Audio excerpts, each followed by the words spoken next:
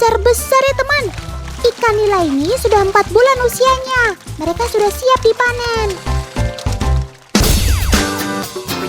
Sobat Otan ini merupakan ikan invasi alias datang dari luar negeri. Yap, asalnya dari Afrika, namun sudah merajalela di banyak perairan Indonesia dan mampu menggeser posisi ikan asli Indonesia. Tidak salah sih, karena banyak sekali yang suka sama Sobat Otan ini.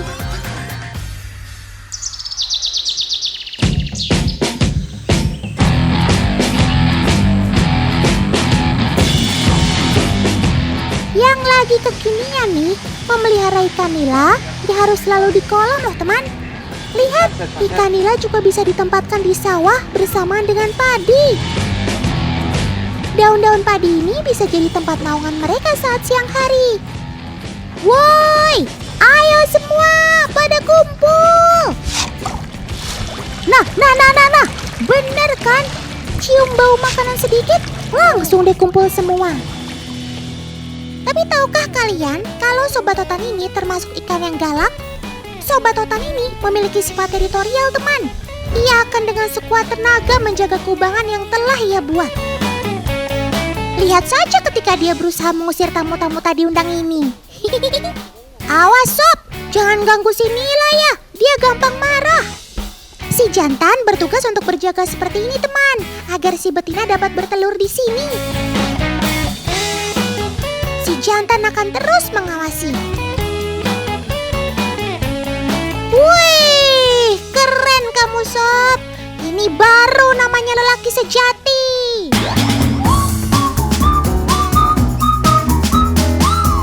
Tidak hanya menjaga dari ikan asing lainnya, si Nila juga menjaga kebersihan rumahnya teman. Lihat saja, lubang yang telah ia buat akan selalu bersih. Ia akan mengangkat sampah menggunakan mulutnya. Ya iyalah, kan kamu gak punya tangan ya Sob. Wah, hebat kamu Sob. Ini nih yang harus jadi contoh.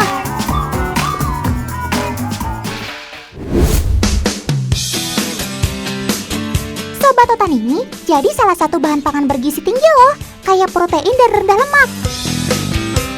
Selain itu, banyak orang suka makan ikan nila karena daging Sobat Otan ini tebal dan gurih.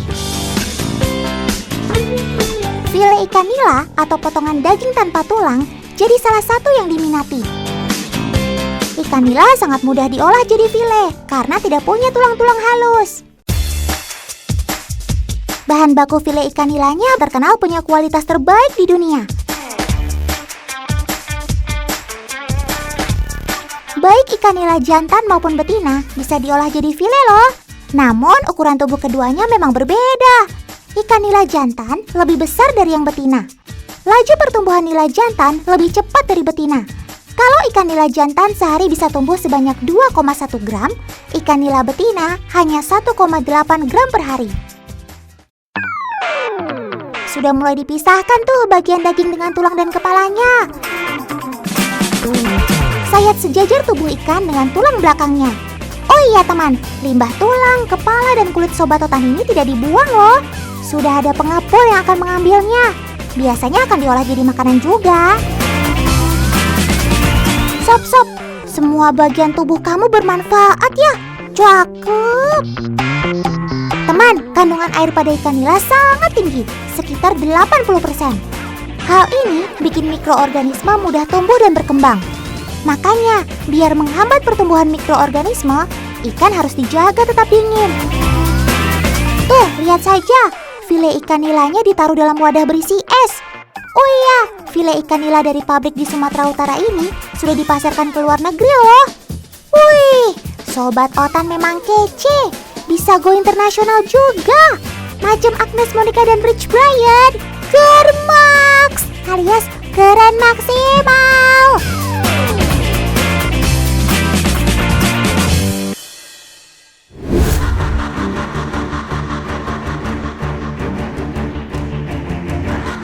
Hei, stop! Hentikan! Kenapa sobat-sobat Otan ini dimakan? Sungguh teganya.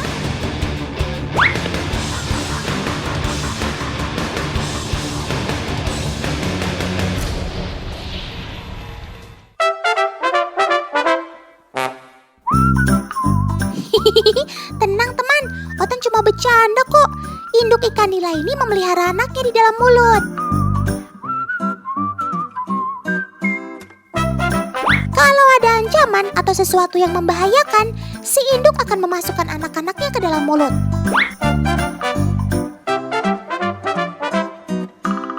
Jumlah anakannya si mama nila ini bisa mencapai 200 ekor loh. Ikan nila mengerami telur dan menetaskan anaknya di dalam mulut. Istilahnya disebut mouth breathing.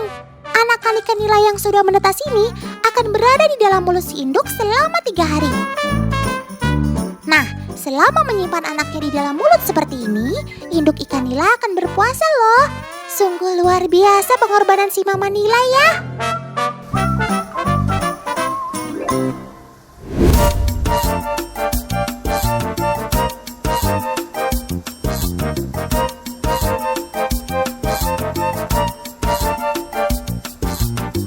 Teman, nila slayer ternyata masih saudaraan dengan ikan nila yang biasa kalian konsumsi. Padahal secara fisik perbedaannya cukup jelas ya. Sobat Otan ini punya slayer panjang atau selendang di semua sirip hingga ekornya. Sangat berbeda dengan nila biasa. Di alam, ikan nila slayer biasa berenang melawan arus deras loh. Lihat, wih, berenangnya cepat sekali.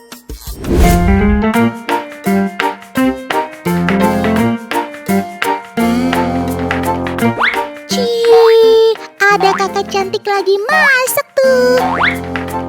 Lagi masak apa sih kak? Otan ikut dong.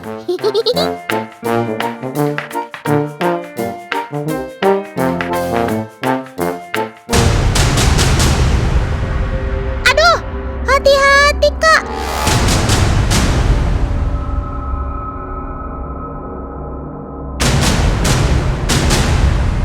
Lah, si kakak pakai obat apa tuh? Sepertinya Otan tahu.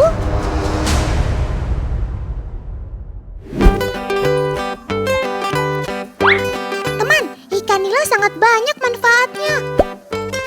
Selain dagingnya bisa diolah, kulit sobat Otan ini juga dapat dimanfaatkan loh, yaitu untuk obat luka bakar. Wah, hebat! Gimana prosesnya? Yuk kita lihat. Kulit ikan nila direndam dengan cairan kimia. Proses kimia ini akan memisahkan zat kolagen yang terdapat di kulit ikan nila. Karena kolagen ikan nila sangat tinggi, hampir setara dengan kulit manusia. Benar begitu kan, Bu dosen? Keistimewaan dari kulit ikan nila itu ternyata dia memiliki kelembapan yang sama dengan kulit tubuh manusia. Jadi rata-rata itu ada 5-10% kelembapannya. Sehingga ketika kulit ikan nila itu diolah, diformulasi menjadi salep, kita kemudian berpikir bahwa itu pasti akan lebih mudah beradaptasi dengan kulit kita gitu.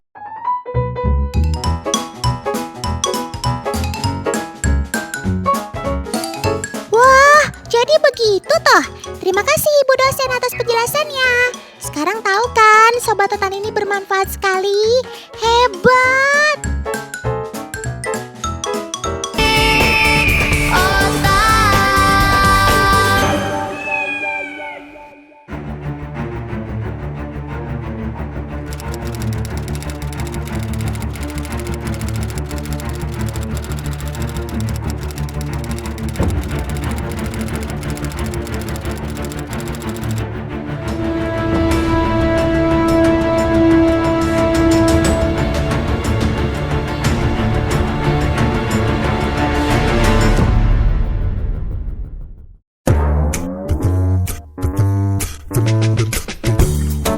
Sih yang gak pernah digigit nyamuk?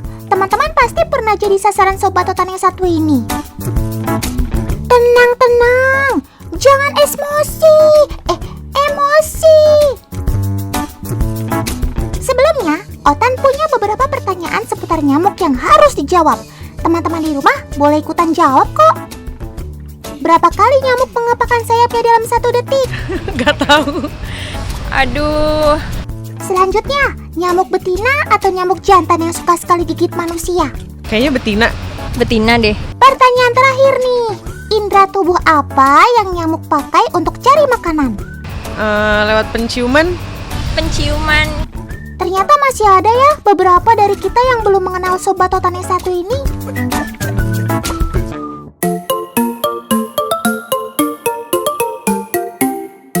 For your information nih, dalam 1 detik, nyamuk dapat mengepakkan sayapnya sebanyak 600 kali. Percaya nggak percaya, hanya nyamuk betina loh yang menghisap darah kita. Karena nyamuk betina sangat butuh protein darah untuk menghasilkan telur. Lalu bagaimana dengan nyamuk jantan? Mereka tidak butuh darah, teman. Karena nyamuk jantan bertahan hidup dengan menghisap nektar dan tanaman. Yang terakhir nih teman, nyamuk menggunakan indera penciuman dan penglihatan untuk mencari makanan. Caranya dengan melacak gerakan, bau, dan panas tubuh mangsanya.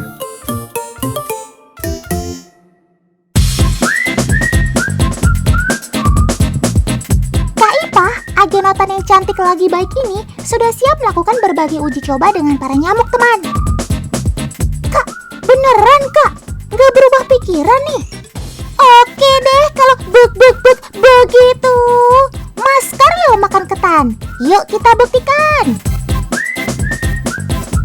Pertama, Kak Ipah yang super duper kece ini akan masukkan tangannya ke akuarium yang penuh dengan nyamuk. Oke, kita tunggu. Nah, satu nyamuk sudah mendarat mulus. Kalau sudah satu, biasanya sih temannya nyusul. Sob, mainnya keroyokan. Lihat baik-baik ya, mulut nyamuk betina mirip dengan sedotan ya. Bagian tubuh inilah yang disebut proboscis, yang nyamuk gunakan untuk menembus kulit mangsanya. Lalu terdapat semacam pisau yang berfungsi untuk merobek kulit hingga menemukan urat. Nah, sekali isap, rata-rata seekor nyamuk minum 0,001 sampai 0,1 ml darah. Saat menghisap darah, nyamuk mengeluarkan air liur yang berfungsi menjaga darah agar tidak cepat menggumpal. Air liur nyamuk ini mengandung enzim dan protein yang dianggap asing bagi tubuh manusia. Itulah yang menyebabkan tubuh manusia mengaktifkan sistem pertahanan alami, alias jadi gatal-gatal. Nah, Otan kasih tahu ya, nyamuk itu tidak suka dengan suhu dingin. Kak Ipah akan buktikan dengan masukkan tangannya ke dalam rendaman air es sampai permukaan kulitnya benar-benar dingin. Eng. Tuh teman, tak ada satupun nyamuk yang nemplok.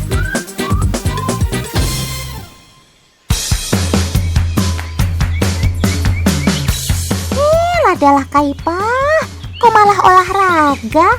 Teman-teman Otan sudah pada nunggu nih. Oh ya, Otan tahu nih, Kak Ipah olahraga untuk cari keringat kan? Ini berhubungan dengan uji coba indera penciuman pada nyamuk. Nah, Kak Ipah sudah bawa 2 baju nih.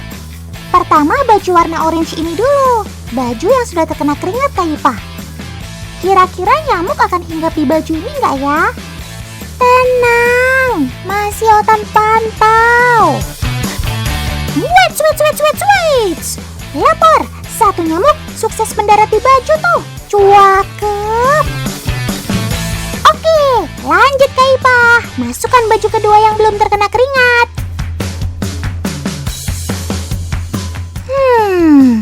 Mana ya? Satu pun gak ada yang mampir loh.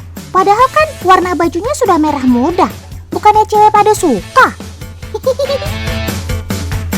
Terbukti kalau nyamuk bisa mengenali mangsa dengan indera penciumannya. Wah. Kermaks kamu sob, alias keren maksimal.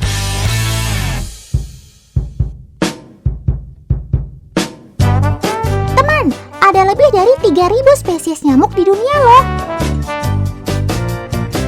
2 jenis yang sangat berbahaya, yakni nyamuk Aedes aegypti yang menyebabkan penyakit demam berdarah dan nyamuk Anopheles yang menyebabkan penyakit malaria. Sobat Totan ini memang jadi salah satu serangga yang paling mengganggu. Padahal masa hidup nyamuk itu sangat singkat loh. Si jantan hanya berumur 2 minggu, sedangkan betina sekitar 1 bulan. Teman, nyamuk betina mampu menghasilkan 300 telur. Setelah itu, hanya nyamuk betina lah yang memberi asupan makanan pada telur-telurnya sampai menetas menjadi jentik. Si jentik sangatlah rakus. Ia habiskan waktunya hanya untuk makan.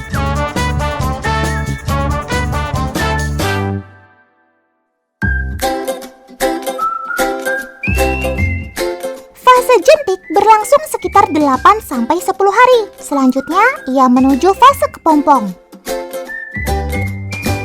Pada fase ini, nyamuk akan mager alias istirahat dan tidak makan selama 1-2 hari. Dalam fase ini, bagian tubuh nyamuk seperti sayap, kaki, dan alat reproduksinya juga mulai terbentuk nih. Fase ini juga sangat rentan. Banyak nyamuk mengalami kebocoran kulit. Tidak sedikit nyamuk yang gagal berganti wujud, bahkan berujung pada kematian. Nah, saat harus keluar dari kepompong, nyamuk tidak boleh kontak langsung dengan air. Jadi harus dilakukan dengan cepat. Setelah mencapai wujud sempurna, nyamuk akan bertahan di permukaan air sekitar 30 menit dengan kaki sebagai tumpuannya. Wah, hebat juga kamu Sob, bisa berjalan di atas air. Setelah tenaga terkumpul, barulah nyamuk akan terbang untuk kawin dan berburu darah teman.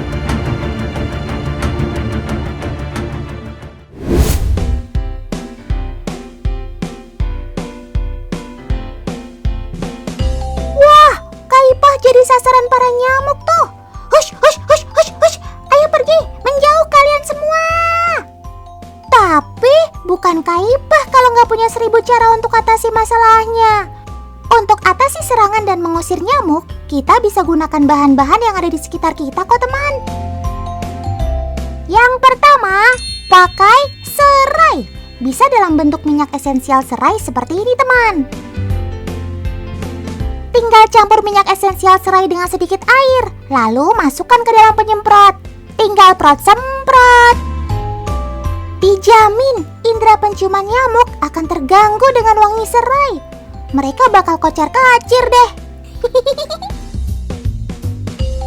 Selain serai, lemon dan bawang putih juga ampuh mengusir nyamuk. Taruh potongan lemon di beberapa sudut ruangan.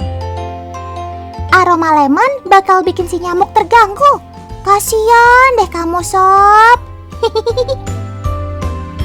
Nah, kalau bawang putih ini untuk kita makan teman. Makan sekitar 2-3 siung dan biarkan tubuh bekerja secara alami. Kita memang jadi nggak nyaman dengan baunya, tapi ditahan ya. Karena bau bawang putih yang menyengat bikin nyamuk enggan datang. Terakhir, yang paling penting nih teman, kita harus rajin menjaga kebersihan lingkungan. Jangan biarkan air menggenang, karena itu adalah tempat berkembang biaknya nyamuk. Salam sehat untuk semuanya.